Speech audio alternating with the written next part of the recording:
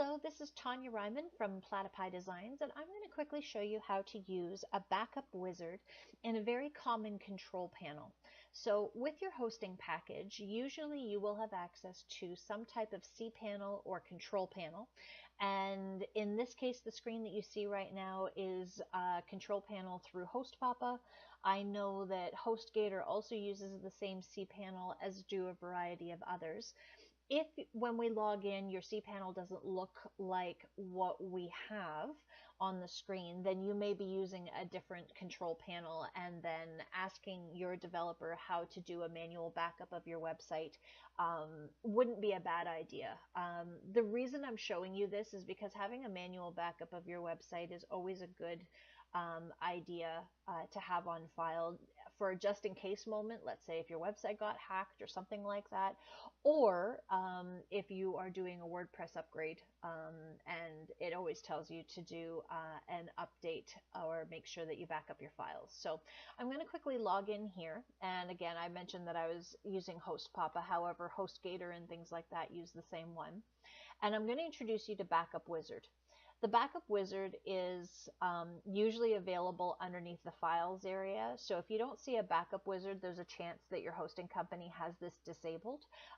Again, getting in touch with your hosting provider or your developer to find out how you can do this kind of a backup and keep it locally on your hard drive is a good idea. So if your control panel doesn't look like this, or you don't have a wizard of some sort for backups, I'd get in touch with your hosting provider and then find out what their backup procedures are. Maybe they've got you covered. Maybe you don't even have to go through this process. But regardless, I always like to err on the side of caution. So if I can do a backup, I will. So I'm going to click on Backup Wizard. And there's a couple of different things you're going to want to take note here. So people would obviously go to backup. So this is basically what we're trying to do. We're going to do a backup. However, you can see that we have a restore function as well. So if you have a backup, you can actually restore it here. So I'm going to click on backup now. And so now we get to either backup fully or do a partial backup. And so the full backup is the one that people would probably gravitate to the most. However, if you take a note of this little note here, it says you can only use this option to move your account to another server or download a copy of your account. You cannot restore through this cPanel. So that backup and restore area where you saw the restore button, you would not be able to use this for that. So in the terms of what we're trying to achieve today, I'm going to actually show you the partial backup and what it is that you need to back up in order to be able to do a restore if you were to have gotten hacked, or let's say you want to do a WordPress upgrade and you need to take a backup. So the two things you want to back up are your home directory and your MySQL database. So if I were to click on home directory right now, it will start a download process if I click on home directory, and it would then download my files to my hard drive. So if I click home directory right now, a pop-up window should appear that will tell me that it's going to save as a specific file type. So in this case, the file type is tar.gz. And that works with HostPapa if I want to restore, and then I would click save. Because I know how large my home directory is, it doesn't just contain one website. It actually, I use this as a testing server, so it's got a variety of different files in it. I'm going to click cancel in this case, but in your case, you would click OK, and it would start to download those files to your hard drive.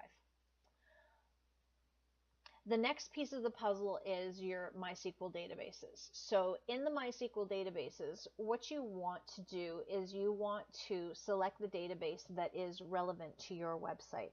But there is a really good chance that you're only going to have one database showing up here. Again, I use this as a test server, so I've got a variety of different databases showing up here. And so for, let's say, the website that I want to back up, I would click on the database that's relevant to me, And then again, it would open up a pop-up window that will let me know that it is saved as a .sql.gz, which is a file format that host papa can restore from. You'd click Save File, click OK, and it would start to download. Once those have downloaded to your hard drive, essentially those would then be in your downloads folder or wherever your downloaded files go. And then at that point, you would want to store them somewhere in a folder. Probably call it, let's say, website backups. And then within that folder, maybe make a folder that has the date on it. So in this case, it's November the 7th. So, November the 7th, 2017, and then toss those two files in there. So you'll end up with two files, one for the home directory and one for the MySQL databases. And that's basically how you would do a backup of your website if your control panel looks similar to this. So if you're working with HostPapa, HostGator, and a variety of others, this is basically Backup Wizard will allow you to do a backup of your website so that you can restore it in a just in case time frame. So hopefully that helps. Thanks. Have a great day.